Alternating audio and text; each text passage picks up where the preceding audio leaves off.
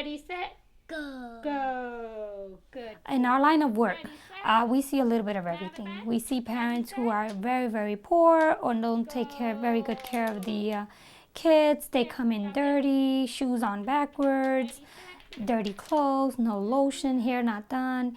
You know, if you're going to be a provider, I think that we have to take that extra step to clean them up and fix their shoes and comb their hair so they can be confident, you know. My name is Nancy Jimenez. I'm a childcare provider. I've been doing it for 16 years in North Newark. Childcare workers perform that most vital labor, rearing our young. But across the country, they are invisible and poorly paid, without health care, unemployment insurance, workers' compensation, or other benefits.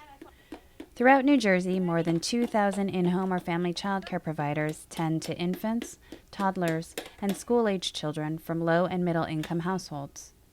The typical in-home provider is a middle-aged woman of color with children of her own.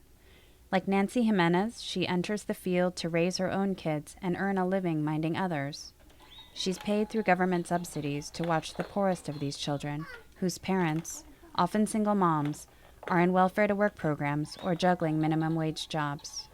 I made a sacrifice leaving my job to do this out of my home. I serve children in low income and middle income, and some are subsidized and non-subsidized childcare. And yes, you do have some parents that cannot pay the copay and things like that. I have a very soft heart, so I do tend to accommodate some of the parents with their copay, either allowing them to pay little by little or maybe later on, because it is very difficult. It's very hard. Sometimes the subsidy is not open yet, so they don't have funds available. So you have to charge very low because, you know, they don't make a lot of money. I had my son when I was 18. It was very, very hard. And when I was pregnant, I was with my son's father, but that was like just throughout the pregnancy, because right after my son was born, it was probably like a month after, and he just left the picture. My son started coming here in the last week of January, and since he's been here, it's like a complete change. He's, I would say, a little bit more independent than what he was before, because before everything was mommy, or grandma, and he would like point to a lot of stuff. But now since he's here, he's speaking more. It is very difficult to be a provider at times because 1 month we may have one child, 1 month we may have all 5 children. It's really difficult because you don't really have a stable income. If you have one child and that child may not even be with you for the whole year, you can be taking care of a child and be on food stamps and be very low income and try to make ends meet. We have a union, Childcare Providers Union with Local 1037 CWA. Now, people conceive of unions of it being in an office, a place where you work, and someone there has to resolve the issues for you. For us, it's very different.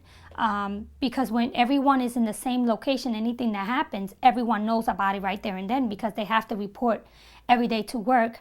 They punch in, they punch out. Unlike us, we don't have a place where we all meet and where we all discuss and see each other every day on a daily basis. Despite the obstacles of organizing a home-based workforce, in New Jersey and more than a dozen other states, in-home providers paid through public subsidies now belong to a union and can collectively bargain. The first New Jersey contract, signed in 2007, established a historic increase of over 20% in pay rates and a grievance procedure. Last year, the union, Local 1037, partnered with New Jersey Communities United, a grassroots group in Newark, to negotiate a second, better contract. Still, with so little public money and recognition for childcare, it could be years before providers earn the living wages and respect they deserve. I think childcare is so disrespected nowadays because, well, it's always been. I think it's because we're women that they don't really take us serious. And I think it's important that they need to know our role in the lives of these children. It really makes a difference.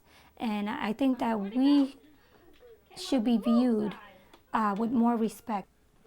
I think the state should be stepping in and funding childcare. I mean, I really think it's important. I understand that if parents make money, you pay for your child's care. But if we have so many low income and so much poverty here that we can't forget about those children. The state needs to step up and put some more money into the child care, because these children are our future, and they need to see the bigger picture. They're usually pretty good. And Gabriel is the type of child that